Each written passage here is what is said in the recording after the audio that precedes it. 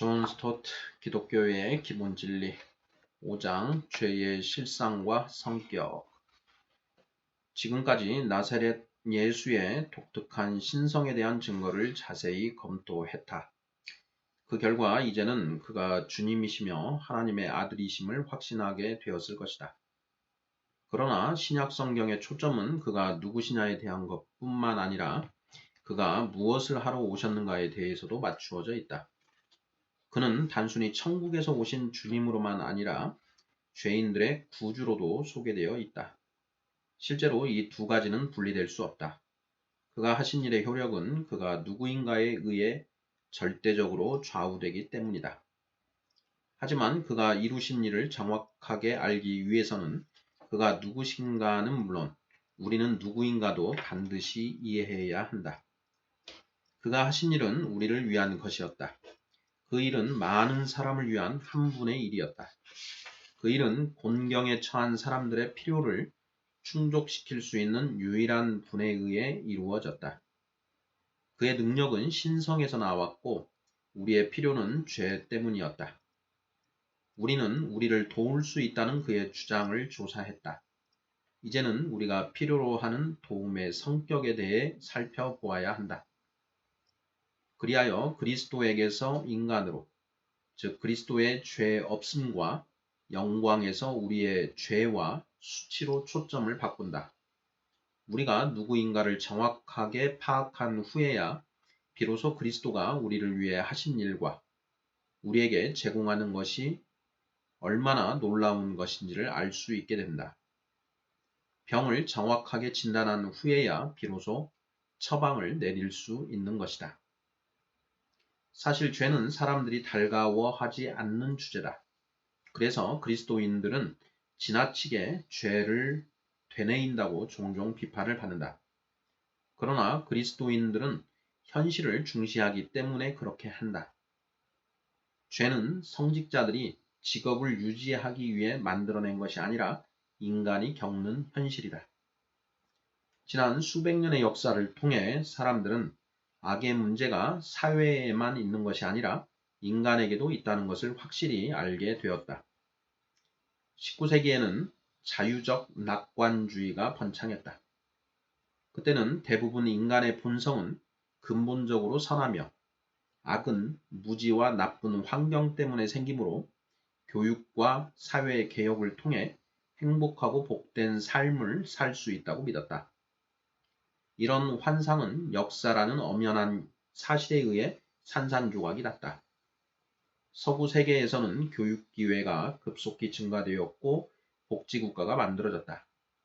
그러나 그것을 악하게 만드는 인간의 능력은 그칠 줄 모르는 것 같다. 끊임없이 계속되는 세계적 갈등, 만연한 인권 무시, 폭력과 범죄 증가 등은 진지하게 생각하는 사람들로 하여금 우리 각 사람의 깊은 곳에는 이기심이 들어있음을 인정하지 않을 수 없게 만들었다. 소위 문명화된 사회에서 당연시 되는 것들 중 대부분이 인간의 죄를 전제하고 있다. 법이 생긴 것은 대부분 인간 사이의 분쟁을 이기심 없이 공평하게 해결할 수 없기 때문이다. 약속만으로는 부족하다. 계약서가 필요하다. 문만으로는 부족하다. 자물쇠로 잠그고 빗장을 채워야 한다. 찻삽 지불로는 부족하다. 표를 발행해 개표를 하고 검표를 하며 마지막에는 회수한다. 법과 질서로는 부족하다. 법을 집행하는 경찰이 필요하다. 이 모든 것이 인간의 죄 때문이다. 우리는 서로 신뢰할 수 없다. 서로를 대하여 방어해야 한다. 참으로 유감스럽지만 인간의 본성이 진정 어떤가를 보여주는 것들이다. 죄의 보편성. 성경 기자들은 죄가 보편적이라고 분명하게 밝혔다. 솔로몬은 성전 봉헌식 기도에서 범죄하지 아니하는 사람이 없사오니 라고 했다. 열왕기상 8장 46절. 또 전도자는 전도서에서 선을 행하고 전혀 죄를 범하지 아니하는 의인은 세상에 없기 때문이로다 라고 덧붙였다. 전도서 7장 20절. 몇몇 시편은 인간 모두에게 죄가 퍼져 있음을 한탄했다. 하나님이 없다고 하는 자를 어리석은 자로 묘사하는 시편 14편은 인간의 사악함을 매우 비관적으로 기술하고 있다. 그들은 부패하고 그 행실이 가증하니 선을 행하는 자가 없도다. 여호와께서 하늘에서 인생을 굽어 살피사 지각이 있어 하나님을 찾는 자가 있는가 보려 하신즉 다 치우쳐 함께 더러운 자가 되고 선을 행하는 자가 없으니 하나도 없도다. 1에서 3절. 시편 기자는 양심을 통해 만일 하나님이 일어나셔서 인간을 심판하신다면 한 사람도 그분의 정죄를 면하지 못할 것을 깨달았다. 여호와여 주께서 죄악을 지켜 보실진대 주여 누가 서리이까. 시편 130편 3절. 그래서 그는 이렇게 기도했다. 주의 종에게 심판을 행하지 마소서. 주의 눈앞에는 의로운 인생이 하나도 없나이다. 시편 143편 2절. 선지자들도 모든 인간이 죄인이라는 사실에 대해서는 시편 기자만큼이나 집요했다. 이것에 대해서는 이사야서 후반부의 두 구절만큼 분명한 것은 없다. 우리는 다 양 같아서 그릇 행하여 각기 제 길로 갔거늘 우리는 다 부정한 자 같아서 우리의 의는 다 더러운 옷 같으며. 이사야서 53장 6절, 64장 6절. 이런 입장을 말하는 것은 구약 성경 기자들만이 아니었다. 사도 바울은 로마서의 처음 3장을 할애해 누구든지 차별 없이 모든 사람이 하나님 보시기에 죄인임을 논증했다. 그는 이방 세계의 타락한 도덕을 생생하게 기술했다. 그러면서 유대인도 나은 면이 없음을 덧붙였다. 그들은 하나님의 거룩한 법을 맡았고 가르치기까지 했지만 그들 역시 여느 사람들처럼 그것을 범했다. 그러고 나서 시편과 이사야서를 인용하며 유대인이나 이방인이나 다름이 없으며 모든 사람이 죄를 범하였음에 하나님의 영광에 이르지 못한다고 결론지었다. 로마서 3장 23절. 요한은 만일 우리가 죄가 없다고 말하면 스스로 속이고 만일 우리가 범죄하지 아니하였다 하면 하나님을 거짓말하는 이로 만드는 것이니 라고 말할 정도로 분명했다. 요한 1서 1장 8절 10절. 그러나 죄란 무엇인가? 죄는 분명 모든 사람에게 영향을 미친다. 그렇다면 정확하게 죄란 무엇인가? 성경에서는 죄를 설명하는데 몇 가지 단어들을 사용한다. 이 단어들은 그릇된 행위가 적극적 의미에서 다루어지느냐 아니면 소극적 의미에서 다루어지느냐에 따라 두 가지로 분류된다. 소극적 의미의 그릇된 행위는 결함이다. 한마디로 표현해 그것은 과실, 실수 또는 실책이다. 달리 설명하면 표적을 향해 활을 쏘았는데 표적을 맞히지 못한 것이다. 또다시 말하면 죄는 선함에 미치지 못하는 내적 악함이다. 적극적 의미의 죄는 잘못 행하는 것이다. 한마디로 경계를 넘어간 것이다. 다른 말로 하면 불법이다. 또 다른 말로 하면 공의를 어긴 행위이다. 다른 말로 하면 불법이다. 이 두 부류의 말들은 어떤 행위의 기준이 존재함을 암시한다. 그 기준은 우리가 도달하지 못하는 어떤 이상이거나 아니면 우리가 깨뜨리는 법이다. 사람이 선을 행할 줄 알고도 행하지 아니하면 죄니라. 야고보서 4장 17절. 이것은 소극적 측면의 죄이다. 죄를 짓는 자마다 불법을 행하나니 죄는 불법이라. 요한일서 3장 4절. 이것은 적극적 측면이다. 사람들이 서로 다른 기준을 가지고 있다는 사실을 성경은 받아들인다. 유대인들은 모세의 율법을 기준으로 삼았다. 반면 이방인들은 양심의 법이 기준이었다. 그러나 기준과는 상관없이 모든 사람이 그 기준에 미치지 못하였다. 모든 사람이 자신의 법을 어긴 것이다. 우리의 윤리법은 어떤 것인가? 모세의 법일 수도 있고 예수님의 법일 수도 있다. 고상한 것일 수도 적당한 것일 수도 사회 관습일 수도 있다. 불교의 8정도일 수도 회교의 5대 행동 조항일 수도 있다. 그 기준이 어떤 것이든 우리는 지키지 못하고 실패했다. 그래서 모두 양심의 가책을 받고 있다. 많은 사람에게 이것은 참으로 놀라운 일이다. 그들은 나름대로 이상을 가지고 있고 어느 정도 달성하고 있다고 생각한다. 그들은 깊은 성찰을 하지 않는다. 자기 비판을 엄격하게 하지도 않는다. 그들은 자신이 때때로 실수한다는 것과 성격적 결함도 알고 있다. 그러나 그것을 특별히 걱정하지 않는다. 또한 자신이 다른 사람들보다 나쁜 사람이 아니라고 생각한다. 이런 모든 것은 다음 두 가지를 기억하기 전까지는 충분히 이해가 간다. 첫째, 성공 혹은 실패의 의식은 기준이 얼마나 높은가에 달려있다. 높이 뛰기에서 막대를 1m 이상 높이지 않는 한 자기를 훌륭한 선수라고 생각하는 것은 아주 쉬운 일이다. 둘째, 하나님의 관심은 행위 뒤에 있는 생각, 즉 행동 뒤에 동기에 있다. 예수님은 마태복음 5에서 7장에 나오는 산상설교에서 이것을 가르치셨다. 이 두 가지 원리를 명심하고 출애굽기 20장에 나오는 십계명을 기준으로 삼아 모든 인간이 여기에서 얼마나 동떨어져 있는가를 살펴본다면 좋은 경험이 될 것이다. 십계명 1. 나 외에는 다른 신들을 내게 두지 말라. 이것은 오직 자신에게만 예배하라는 하나님의 요구이다. 해, 달, 별 등을 숭배해 이 법을 어길 필요는 없다. 우리의 생각이나 사랑의 첫 자리에 하나님 대신 어떤 사물이나 사람을 둘 때 이 법은 깨뜨려진다. 그것은 우리가 열중하는 스포츠나 탐닉하는 취미 또는 이기적 야심일 수도 있다. 또 숭배하는 어떤 사람일 수도 있다. 우리는 안전한 투자와 넉넉한 예금액이라는 형태의 금은의 신을 숭배할 수도 있다. 또 재산이라는 형태의 나무와 돌의 신을 숭배해 항상 보다 크고 좋은 집이나 자동차 등을 원할 수도 있다. 이런 것은 모두 그 자체로는 나쁜 것이 아닐 수 있다.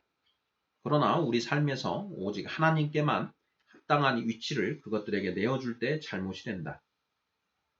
죄란 근본적으로 하나님이 계셔야 하는 곳에 자신을 두는 것이다. 어떤 사람이 한 영국인을 가리켜 그는 자기를 창조한 자를 숭배하는 스스로 성공한 사람이다 라고 했는데 이것은 누구에게나 해당되는 말이다. 예수님이 말씀하셨듯이 이 첫 계명을 지키려면 마음을 다하고 목숨을 다하고 뜻을 다하여 주 우리 하나님을 사랑해야 한다. 마태복음 22장 37절. 하나님의 뜻을 지침으로 삼고 하나님의 영광을 우리의 목적으로 삼아야 한다. 생각과 말과 행동에서 일할 때와 쉬울 때, 친구관계와 직업에서 우리의 돈과 시간과 재능을 사용할 때, 직장에서와 집에서 항상 하나님을 첫 자리에 모셔야 한다. 나사렛 예수 외에 이 계명을 지킨 사람은 아무도 없다. 2. 너를 위하여 새긴 우상을 만들지 말라. 첫째 계명이 예배 대상에 관한 것이라면 둘째 계명은 예배의 자세에 관한 것이다. 하나님은 첫째 계명에서 우리에게 배타적 예배를 요구하신 반면 둘째 계명에서는 진실하고 신령한 예배를 요구하신다. 하나님은 영이시니 예배하는 자가 영과 진리로 예배할지니라. 요한복음 4장 24절. 우리는 우상을 만들고 절한 적이 없을지도 모른다. 그러나 우리 마음속에 하나님을 왜곡한 우상이 얼마나 있는가. 이 계명은 예배의 외적 형식을 금하지는 않지만 그 안에 진실이 없으면 헛된 것임을 의미하고 있다. 우리는 교회에 다닐 수도 있다. 그러나 진정으로 하나님께 예배 드리는가? 기도도 할 것이다. 그러나 진정으로 기도하는가? 성경도 읽을 것이다. 그러나 하나님이 성경을 통해 말씀하시게 하고 그분이 말씀하신 것을 실행하는가? 우리 마음이 하나님으로부터 멀리 있다면 입술로 하나님께 나가봐야 아무 유익이 없다. 이사야서 29장 13절, 마가복음 7장 6절. 이렇게 하는 것은 순전한 위선이다. 3. 내 하나님 여호와의 이름을 망령되게 부르지 말라. 하나님의 이름은 하나님의 속성을 나타낸다. 그래서 성경에는 하나님의 이름을 존중하라는 명령이 많이 있다. 또 주기도문에서 우리는 주의 이름이 거룩히 여김을 받도록 기도하라고 가르친다. 주의 거룩한 이름은 우리의 부주의한 말 때문에 모독을 받을 수 있다. 그러므로 우리는 종종 자신의 말을 바꾸는 것이 좋다. 그러나 하나님의 이름을 망령되게 부르는 것은 단순한 말의 문제가 아니라 생각과 행위의 문제도 된다. 우리의 행위가 믿음과 모순되거나 우리의 실제가 설교와 상반되는 것은 하나님의 이름을 망령되게 부르는 것이다. 하나님을 주님이라고 부르면서도 순종하지 않는 것은 주의 이름을 망령되게 부르는 것이다. 하나님을 아버지라고 부르면서도 염려와 의심으로 가득 차 있는 것은 그분의 이름을 부인하는 것이다. 하나님의 이름을 망령되게 부르는 것은 말과 행동이 다른 것이다. 이것은 위선이다. 4. 안식일을 기억하여 거룩하게 지키라. 유대인의 안식일과 그리스도인의 주일은 하나님이 우리를 위해 만드신 것들 가운데 속한다. 7일 중에서 하루를 떼어놓는 것은 단순히 인간이 정해놓은 것도 사회적 편의도 아니다. 그것은 하나님의 계획이다. 하나님이 인간을 위해 안식일을 만드셨다고 예수님은 강조하셨다. 마가복음 2장 27절. 또한 안식일을 만드신 하나님이 인간도 만드셨기 때문에 안식일이 인간의 필요에 맞게 하셨다. 인간의 몸과 마음은 휴식이 필요하다. 그리고 인간의 영은 예배를 필요로 한다. 하지만 안식일은 휴식의 날이며 동시에 예배의 날이다. 우리는 자신을 위해 안식일을 지킬 뿐 아니라 공동의 유익을 위해서도 우리가 할 수 있는 최선을 다함으로써 다른 사람들이 이날에 불필요하게 일을 하지 않도록 해야 한다. 주일은 하나님을 위해 따로 마련된 거룩한 날이다. 이 날은 주님의 날이지 우리의 날이 아니다. 따라서 우리의 방법이 아니라 주님의 방법대로 우리의 이기적 쾌락이 아니라 하나님을 예배하고 섬기기 위해 이 날을 사용해야 한다. 5. 내 부모를 공경하라. 이 다섯째 계명은 부모에 대한 의무를 말한 것이지만 하나님에 대한 의무를 담고 있는 첫 돌판에 기록되어 있다. 이것은 최소한 미성년기 동안은 부모가 하나님의 권위를 대리하기 때문이다. 그러나 사람들, 특히 젊은이들이 가장 이기적이고 무분별하게 되는 곳이 자기 집이기도 하다. 부모에게 감사하지 않고 무시하며 마땅히 드려야 할 존경과 사랑을 드리지 않기가 너무도 쉽다. 우리는 부모에게 얼마나 연락하고 또 찾아가는가? 또 도와드릴 능력이 있는데도 하지 않는 일은 없는가? 6. 살인하지 말라. 이 계명은 단순한 실제 살인에 대한 금지만은 아니다. 만약 눈초리로 죽일 수 있었다면 많은 사람이 눈초리로 살인했을 것이다. 또 살인이 날카로운 말로 행해질 수 있었다면 많은 사람이 살인자가 되었을 것이다. 예수님은 노하는 것과 욕하는 것이 살인과 같은 중죄라고 말씀하셨다. 마태복음 5장 21에서 26절.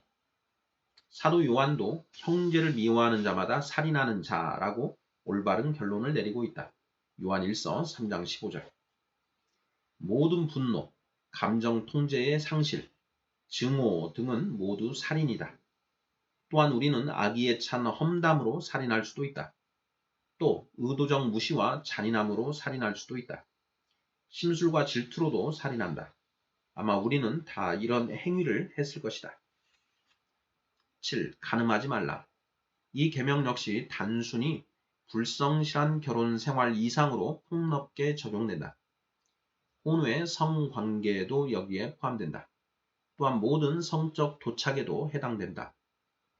사람은 성적 충동을 어쩔 수 없는 경우도 있지만 그에 대한 자신의 반응에 대해서는 책임을 져야 하기 때문이다. 부부 사이의 이기적 요구와 배우자가 이혼을 원하게 만드는 행위도 여기에 포함된다. 음란물과 부정한 생각도 포함된다. 예수님은 음욕을 품고 여자를 보는 자마다 마음에 이미 간음하였느니라고 말씀하시므로 이것을 분명히 지적하셨다. 마태복음 5장 28절. 마음속에 살인할 생각을 품는 것이 살인이듯 음란한 생각을 품는 것 역시 간음이다.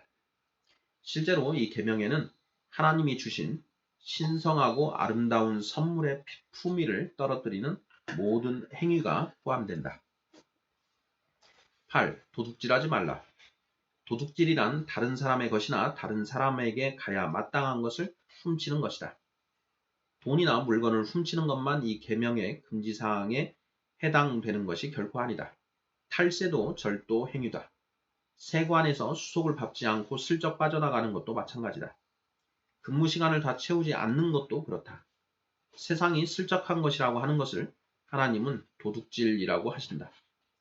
직원을 혹사시키고 적은 임금을 주는 것도 이 계명을 어기는 것이다.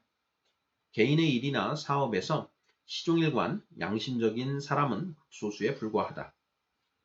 이 소극적 명령들은 모두 이에 대응하는 적극적 측면들을 가지고 있다. 진정으로 살인하지 않기 위해서는 자신의 능력을 다해 다른 사람의 건강을 증진시키고 생명을 보존하도록 해줘야 한다. 간음 행위를 하지 않는 것만으로는 부족하다. 서로 상대의 성에 대해 바르고 건전하고 존경할 만한 태도를 가져야 한다. 도둑질을 안 한다 해도 인색하고 아낄 줄만 안다면 그리 덕스러운 일이 되지 못한다. 사도 바울은 도둑질을 그만두는 것만으로 만족하지 않았다. 그 대신 일을 시작해야 하는 것이다. 그는 궁핍에 처한 사람들을 도와줄 수 있을 때까지 정직하게 일해야 한다. 에베소서 4장 28절. 9. 내 이웃에 대하여 거짓 증거하지 말라. 후반 5계명은 타인의 권리 존중, 즉 참사랑을 나타낸다. 이러한 계명들을 어기는 것은 사람에게서 가장 귀한 것들, 생명, 가정과 명예, 재산, 명성을 강탈하는 것이다. 이 계명은 법정에서만 적용되는 것이 아니다. 여기에는 거짓말도 포함된다. 또한 모든 종류의 중상과 비방, 실없는 말과 수다, 거짓말과 진실의 교묘한 과장이나 왜곡 등이 포함된다. 우리는 좋지 않은 소문을 듣고 전함으로써, 남을 희생시키는 농담을 함으로써, 그릇된 인상을 줌으로써, 사실이 아닌 말을 정정하지 않음으로써, 말과 침묵으로써 거짓 증거를 할 수 있다. 10. 탐내지 말라. 이 10제 계명은 어떤 면에서 모든 것을 포함하고 있다. 이 계명은 10계명을 외적 법 수준에서 내적 윤리 수준으로 올려놓는다. 민법은 도둑질이 아닌 한 탐심을 다룰 수 없다. 탐욕은 내적 생활에 속하기 때문이다. 탐심은 마음과 생각 속에 자리 잡고 있는 것이다. 음욕과 간음, 분과 살인과의 관계는 탐심과 도둑질과의 관계와 같다. 우리가 탐내서는 안 된다고 이 계명에 언급되어 있는 구체적 사례들은 놀랍게도 현대적이다. 오늘처럼 주택이 부족한 때에는 이웃의 집을 탐내는 일들이 많이 일어난다. 또한 사람들이 이웃의 아내를 탐내지 않는다면 이혼 법정이 그렇게 북적거리지는 않을 것이다. 사도 바울은 탐심은 우상 숭배니라고 쓴 다음 골로새서 3장 5절, 대조적으로 자족하는 마음이 있으면 경건은 큰 이익이 되느니라고 기록했다. 디모데전서 6장 6절. 이러한 계명들을 설명함으로써 추한 여러 가지 죄가 드러났으리라 본다. 이런 죄들은 우리 삶의 이면, 즉 생각이라는 은밀한 곳에서 수없이 일어나고 있다. 그러나 세상은 그것을 보지 못하고 있으며 우리는 이것을 스스로에게까지 감추려고 애쓰고 있다. 그러나 하나님은 보고 계신다. 하나님의 눈은 우리 마음속 깊은 곳까지 꿰뚫어 보신다. 지으신 것이 하나도 그 앞에 나타나지 않음이 없고 우리의 결산을 받으실 이의 눈앞에 만물이 벌거벗은 것 같이 드러나느니라. 히브리서 4장 13절. 하나님은 우리의 실제 모습을 보고 계신다. 그래서 하나님의 법은 우리의 죄가 얼마나 많은가를 보여준다. 실제로 율법의 목적은 죄를 드러내는 것이었다. 율법으로는 죄를 깨달음이니라. 로마서 3장 20절. 19세기의 유명한 설교자가 된 스펄전은 14살 때 자신의 죄악을 심각하게 의식했다. 그때 하나님의 위엄과 나의 추악함이라는 두 가지 생각이 그를 공포와 참회로 가득 차게 했다. 그는 자신의 무가치함에 좌절감을 느꼈다. 나는 나의 삶을 누가 살펴보아도 특별한 죄를 찾지 못할 것이라고 서슴없이 말할 수 있습니다. 그런데도 내가 나 자신을 살펴볼 때는 하나님께 엄청난 죄를 범했음을 보았습니다. 나는 불성실하고 부정직하고 욕하는 다른 소년들과 같지 않았습니다.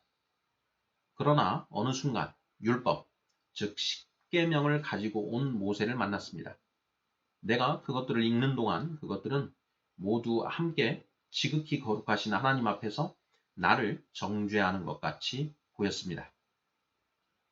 우리에게도 마찬가지로 높고 의로운 하나님의 율법만큼 우리의 죄 많음을 깨닫게 해주는 것은 없다. 아멘.